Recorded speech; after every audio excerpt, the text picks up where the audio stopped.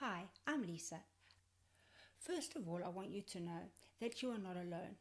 If you have a baby right now that doesn't fall asleep independently, that needs to be rocked, fed, shushed, driven around in the car, have a pacifier in order to fall asleep.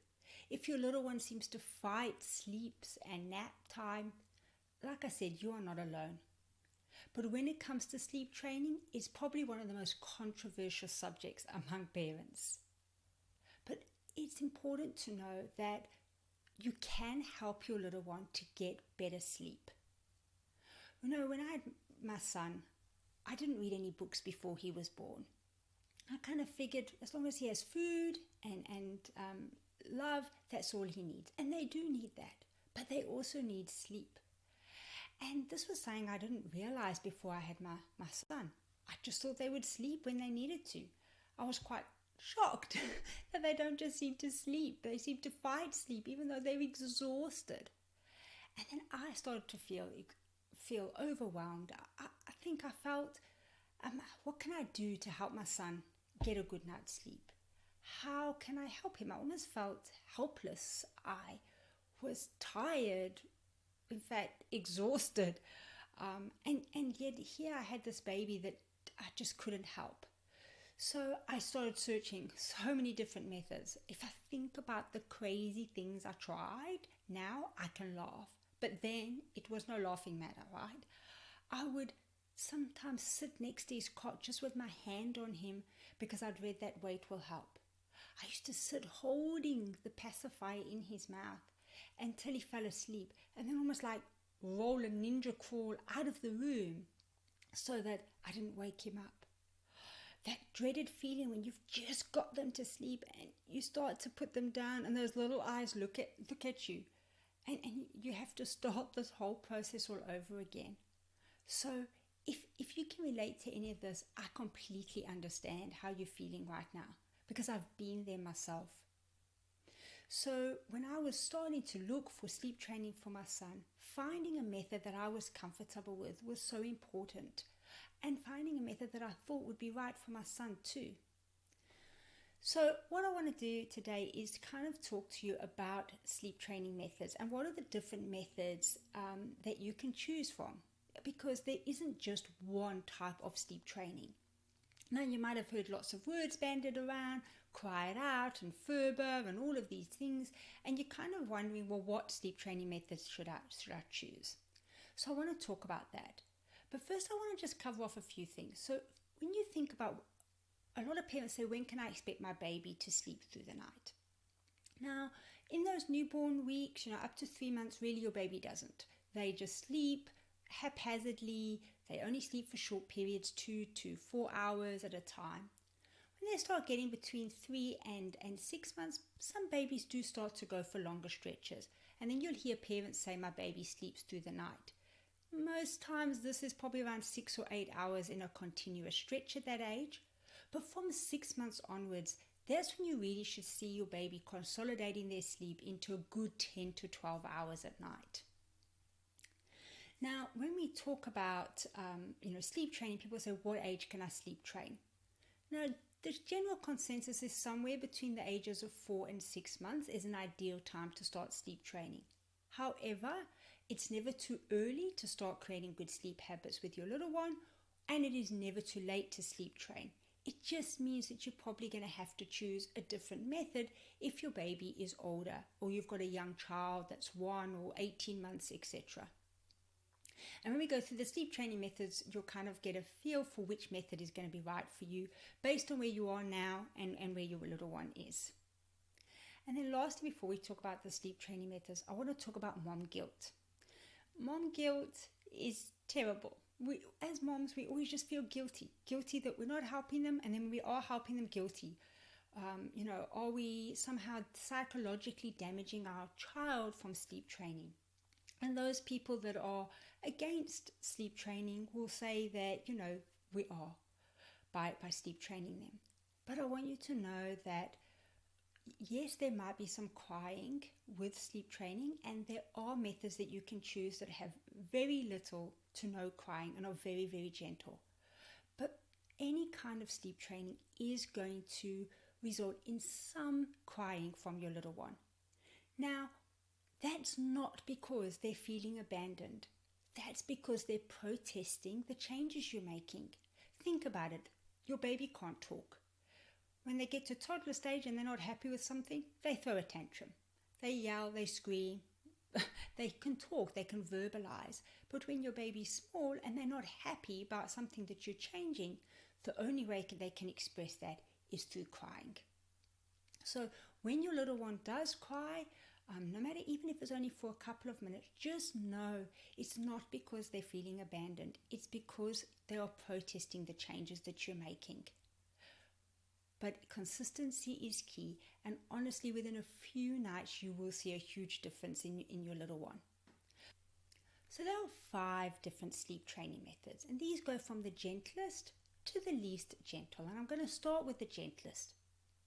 So the most gentle form of sleep training is pick up and put down.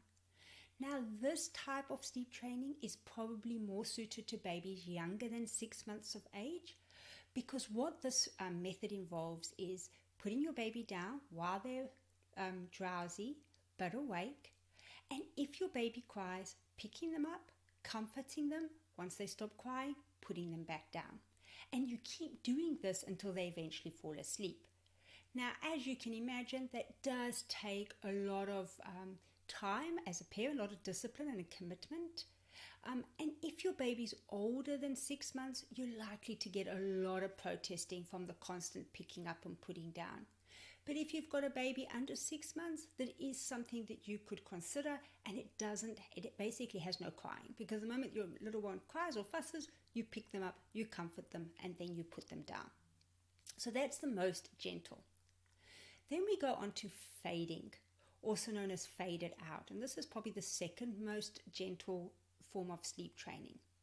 Now, what this involves is you continue to do what you've always done to put your little one to sleep, but you do less of it each night. So, as an example, if you currently rock your baby to sleep, you will continue to rock them, but this time don't rock them quite so long and then put them down. Next night, you rock them for even less, or after a few nights, should I say, you rock them even less, and then you put them down. So gradually you're fading out whatever you're doing now to get your baby to sleep until eventually you're no longer doing it. And that is really what the faded out or fading method involves. The next method is called the chair method. So with this method, what it means is that as a parent, you put your little one down to sleep, drowsy but awake, and you sit next to them, either you or your partner sit next to them in a chair next to the cot. And whenever they cry, without really a lot of touch, you more just offer comfort. Maybe a gentle pat, but it's more comforting, verbal comforting, saying some shushing, it's okay, but you're there. Every time they fuss, you kind of comfort them again, reiterate with some comforting, soothing words. And then what you do is, after a few nights, you move your chair a little bit further away from the cot. A few more nights, a little bit further away from the cot until you're eventually out of the room. Now again, it requires a lot of discipline from parents or because you've got to sit next to them. And also some older babies do get worked up because they see you sitting there and they think, why are you not picking me up? And some babies can get worked up. And this is why it's important to know your own baby and your baby's temperament when you're picking a method that's right for you. The fourth method, and probably one of the most popular methods, is controlled crying. Now you might hear of this called the check and console method, the Ferber method, graduated extinction. It's all under that same, it's just different names for the same method. And basically what this method involves is putting your baby down, drowsy but awake, leaving them. If they cry, waiting a few minutes before you go to them. When you go to them, without picking them up, you just comfort them. So that might be a gentle rub, a little bit of shushing or gentle pat or some soothing words. Once they've calmed down, you leave. And then you wait again. If they start crying, you wait a few minutes. So you might start out by waiting 2 or 3 minutes, And then if the next time you extend it, so you wait 5 minutes, put them, go in, repeat, next time wait 7 minutes as an example. So you basically, it's controlled. Generally you won't go past 10 or 15 minutes. So once you get to 10 or 15 minutes, if your baby's crying, you hold it at that 10 or 15 minutes for each check-in. And then the last method, which is probably one of the most controversial, is the quiet out method, also known as extinction. Now, obviously, some parents just can't cope with hearing their child cry, because with this method, really, you put your baby down, and most supporters of this method say don't go in at all while until your baby basically falls asleep. So they cry and they eventually fall asleep. Now that might sound harsh to some parents, but the parents who have done it basically say there's no more crying, because no more crying time, should I say. So think about it. If you do control crying, they might cry for a week before they don't cry. With quiet out, they might only cry for 2-3 nights and then they're done and they're kind of sleeping. So the overall crying, people who do controlled quiet out say is actually less. So those are the five methods, sleep training methods. Now, for me personally, I couldn't do quiet out. That's not to say that it's not a viable option. Of course, it definitely is. But when I was researching, I decided that I was going to choose a method that, yes, it had some crying, but it wasn't a quiet out. And like I said, I did lots of research when I was looking for a sleep training method. And eventually I came across a program that I used. And the reason I chose this particular program is because it covered sort of 3 of the 5 methods. It talked about fading, the chair method, as well as controlled crying. And it really allowed me to customize the plan for my own child and my own circumstances, which is what I loved about the program. And I used that program, and within 2 weeks I had my son sleeping through the night.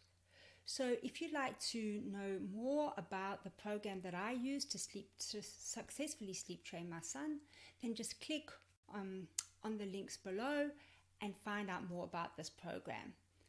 Like I said, choosing the right method is really a personal choice. So take time to think about which method is right for you and your little one.